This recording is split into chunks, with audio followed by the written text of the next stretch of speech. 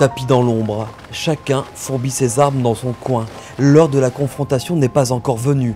Sébastien Josse répète inlassablement les mêmes gestes durant des 1001 nuits, histoire de faire de cette route du Rhum un véritable conte.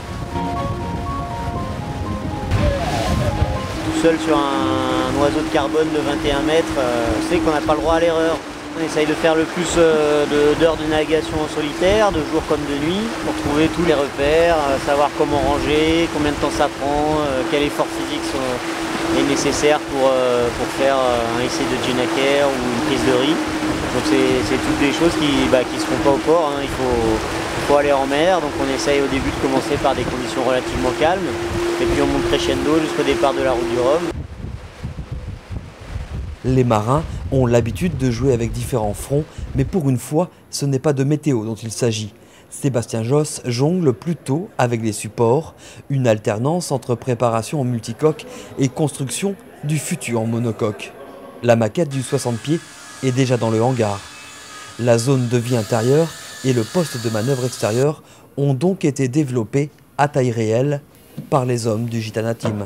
On a conçu une maquette à l'échelle 1, donc vraiment ça c'est l'intérieur du futur IMOCA 60. La maquette ça permet vraiment à toute l'équipe, à chaque corps de métier, de vraiment arriver avec des pièces à l'échelle 1, des winches, des colonnes de winch, un moteur, un écran d'ordinateur, et le positionner, de se dire là ça passe pas. On va le répercuter aux architectes qui vont changer leur plan de 1 ou 2 cm et qui vont nous faciliter la vie après dans la réalisation du bateau et dans l'implantation de tous ces instruments dans le bateau. Dans un an, Sébastien prendra la barre du véritable Mono 60 Edmond de Rothschild. Pour le moment, c'est sur 3 coques qu'il navigue. En avalant les 1000 milles du parcours d'observation courant août, Sébastien Josse a d'ores et déjà assuré sa qualification pour la route du Rhum.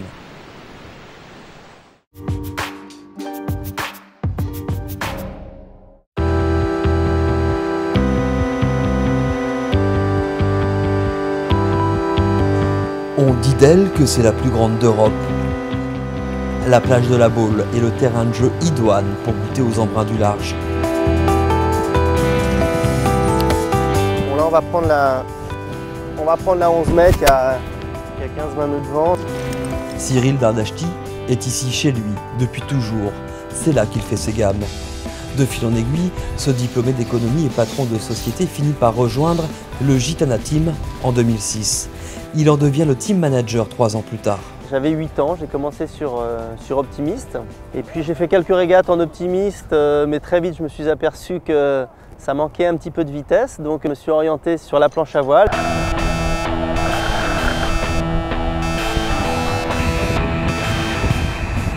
Le goût de la glisse en fait m'est resté, c'est-à-dire que depuis toujours j'aime la vitesse et aujourd'hui j'ai toujours le goût d'aller surfer, d'aller faire du kite, d'aller faire de la planche à voile, de faire du triathlon. Je suis vraiment orienté sur le sport.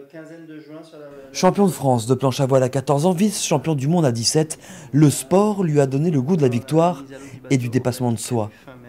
Aujourd'hui, il a fenêtre sur une cour d'école où le but est d'aller plus vite que les autres. Dans l'écurie de course au large armée par le baron Benjamin de Rothschild, Cyril Dardashti a trouvé son terrain d'expression. Il parvient à allier sa passion pour la mer et le sport à une prédisposition à manager, à mettre en musique des compétences variées. Le rôle du team manager en fait consiste à d'abord rassembler les compétences. L'idée c'est plutôt d'avoir une vraie harmonie au sein de cette équipe et puis de faire en sorte que justement les compétences puissent s'associer plutôt que de s'opposer. Et tout ça, c'est, je dirais, c'est une alchimie. Je suis un peu le chef d'orchestre de tout ça.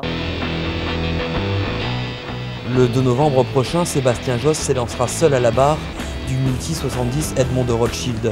En solitaire, mais avec les espoirs de toute une équipe dans ses voiles pour le pousser le plus rapidement possible vers Pointe-à-Pitre. Le 2 novembre, il est tout seul sur son bateau, mais en gros, il peut compter sur le soutien de toute l'équipe. Et c'est vrai qu'on a un peu enfin en tout cas moi, j'ai vraiment l'impression de vivre à bord et de ressentir finalement tant les accélérations que les moments difficiles et les moments de sommeil pour autant qu'il y en ait, etc., etc. Je ne vais pas dormir pendant entre les 7 et 10 jours. De l'optimiste aux bateaux les plus rapides du monde, Cyril a tracé sa route. À 46 ans, l'histoire de ce Guérandais ne manque pas de sel.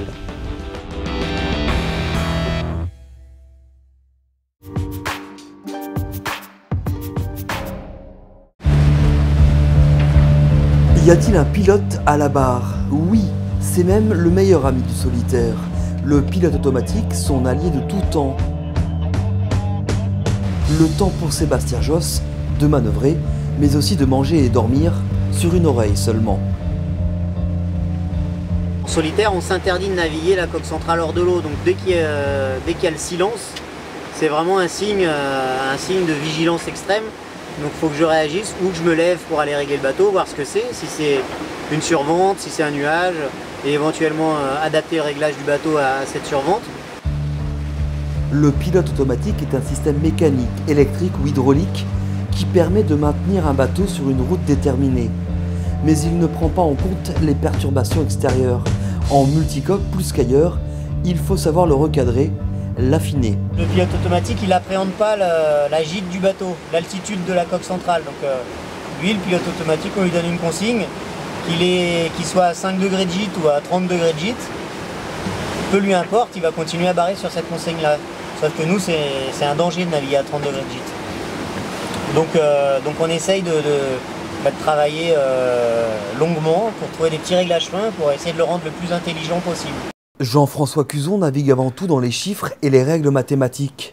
Marin, avant d'être capitaine d'entreprise, mais surtout expert en électronique, il a apporté sa connaissance au Gitana Team dans la fiabilisation du pilote. Si le bateau bouge dans un sens, on va avoir automatiquement une action du vérin sur la barre, du pilote sur la barre, pour maintenir le cap demandé.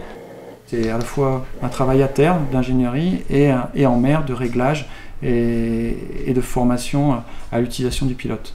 Dans des conditions très musclées, des sauts de vagues, des variations de vent en force et en direction, un pilote automatique, s'il n'est pas bien réglé, peut vraiment amener à une sortie de route. Et le moindre écart de route, ça peut être pénalisant. Donc, il y a une fiabilité beaucoup plus importante à avoir et un écart de route minimum à retrouver sur le pilote. Au dire de certains, sur un Vendée Globe, le pilote automatique serait sollicité 90% du temps. Mais le Rhum est un sprint où rien ne remplace jamais la finesse d'un bon toucher de barre.